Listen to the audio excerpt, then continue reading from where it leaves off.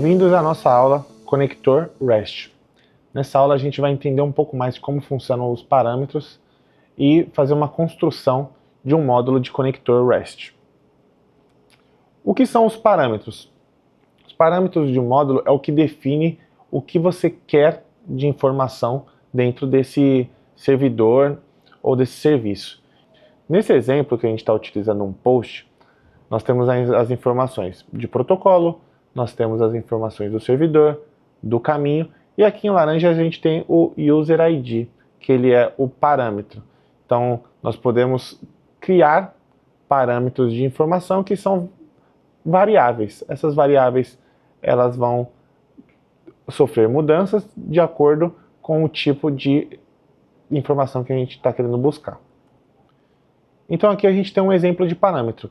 Nesse post nós estamos utilizando parâmetros tanto na URL quanto no header e no body.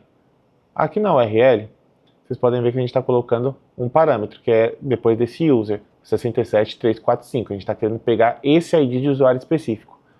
No header, nós estamos colocando o valor da Basic Authorization.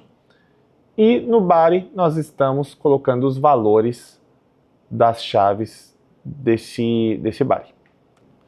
E aqui vocês estão vendo o valor do ID, ele é um parâmetro, o valor da autorização, ele é um parâmetro, e o valor do body também é um outro parâmetro. Tudo isso define que tipo de informação que a gente está querendo retornar.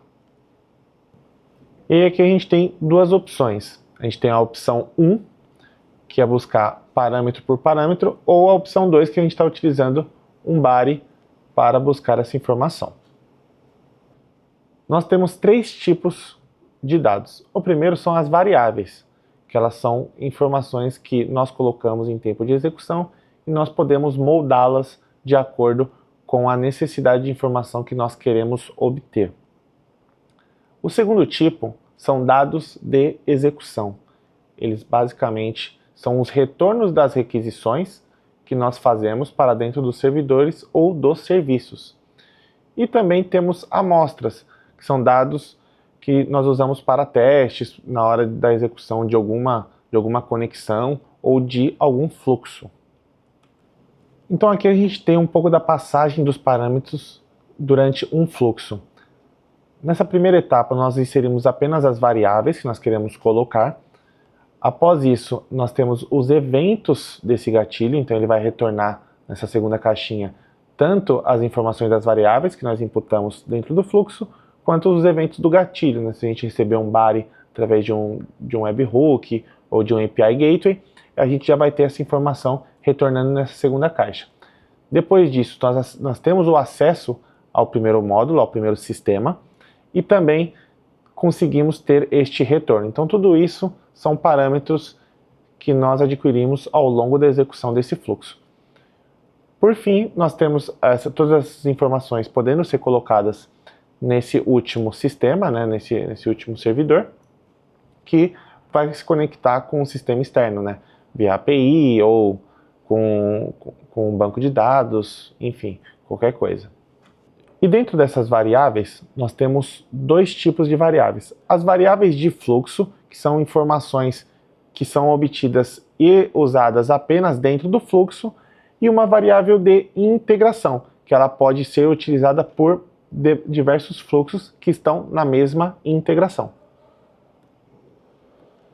Dentro do SkyOne Studio, nós temos a referência a parâmetros, ou seja, ao invés de colocarmos de fato um valor específico, nós criamos uma variável para poder utilizar e administrar essas informações conforme a necessidade que a gente tenha de buscar um certo tipo de dado. Então nesse exemplo a gente tem o nome, o tipo e o valor da amostra. Na hora da referência, vocês podem ver a diferença entre as duas caixas ali, que na primeira a gente está colocando uma referência a um parâmetro, que não necessariamente precisa ser aquele valor, mas na hora da execução nós vamos definir o valor específico. Então vamos para o exercício dessa aula. Qual que é o objetivo desse exercício? Construir um fluxo que consulta regularmente, a cada 15 minutos, a taxa de conversão de bitcoins para reais e armazena o resultado em um banco de dados Postgre. Depois disso, nós vamos construir um fluxo que permite uma chamada externa recuperar as últimas cotações e devolva também a média dessas cotações. Aqui na descrição desse vídeo, vamos ter uma documentação que vai trazer passo a passo todas as informações necessárias. Como você vai criar um banco Postgre, como você vai criar as tabelas dentro desse banco, como que você vai criar uma conexão com a API e a forma de montar o fluxo para alimentar os dados desse banco Postgres. Bom, então a aula de hoje é isso. Espero que vocês tenham entendido o conteúdo. Essa aula é muito importante para seguirmos até os próximos passos. Muito obrigado e até a próxima.